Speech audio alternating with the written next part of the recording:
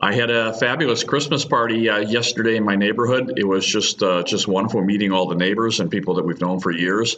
And of course, at my age, everybody's starting to talk about what are we going to do for retirement. So I had a really nice conversation with the man. He's a good, very strong businessman, makes a very, very good income for himself.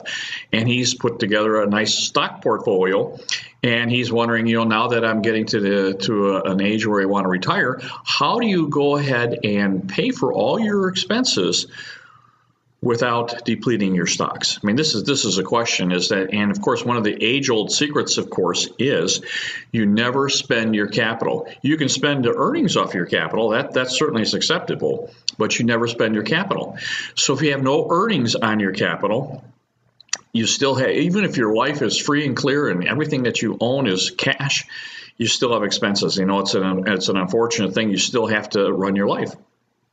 So if you don't have some income coming in, how do you manage to pay all the bills? How do you manage to go on a cruise? How do you manage to go on vacation? How do you manage to pay for the kids, your kids or your grandkids' tuition? How do you set up legacy accounts if you don't have some kind of income for yourself? And of course, if you have a big pool of capital, you do have a tendency of going through it. And even if you have $10 million, our lifestyles expand to a $10 million nest egg. So that lifestyle requires you to have some kind of income. And of course, if you don't, then what you're doing is you're selling your capital. And, yes, you can do that, but it does deplete at a really alarming fashion. So everybody's looking to get some kind of income. And of course, when interest rates are down to 0 or 1% or 2%, one starts to be concerned as to how do I get an income and with which to pay my lifestyle. So I mentioned the fact that here again that I understand this. I mean, I hear this virtually all the time. One of the great places that we have, of course, we're income producers. We're just looking for income. So when we buy real estate, it needs to generate a net cash flow to us. And in the cash flow that we feel comfortable with, that we're going to be able to grow and not only be able to maintain the wealth and the value that we paid in a property, but maybe to grow that wealth. But we're looking for income. We are income investors, and I've used this metaphor before, is that we're basically farmers and we're looking for a crop. We're not going to sell the farm. If you look at your stock portfolio as a farm and you have to keep selling off acreage in order to pay the bills, pretty soon you don't have a farm. So we're farmers and we're looking for a crop, and that crop is a rental portfolio, and we're looking for the cash flow off the rents. And of course, we're extremely, extremely conservative.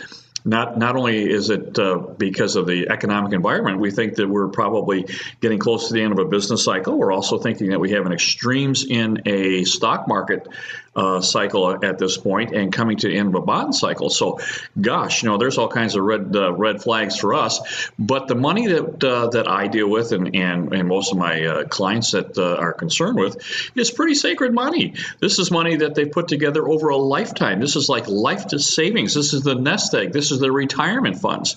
This is pension money. This is money that they're going to live on for the rest of their life. So we have to be pretty doggone conservative with it. And, we're fiduciary. So we're using someone else's money. So it makes it even harder. We're dealing with someone else's money. So we have to be extremely careful. We're still able, though, to get good cash flow on properties. And here's the thing is that we start with about a 5%. We've been able to find properties with about a 5%. Now, prices are certainly going up, but at the same time, rents have gone up. So if you'd bought a property 2 years ago with our formula of buying at least a 5% net cash flow, and that is a net cash flow is exactly that. That's what you're going to expect to get each and every month is at least 5%.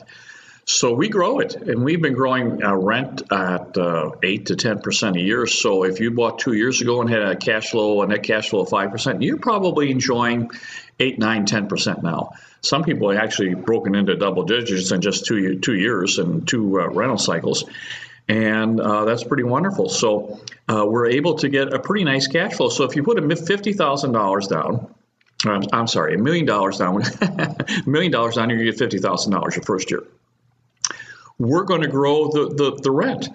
So remember, we're not just growing your net, we're growing the gross.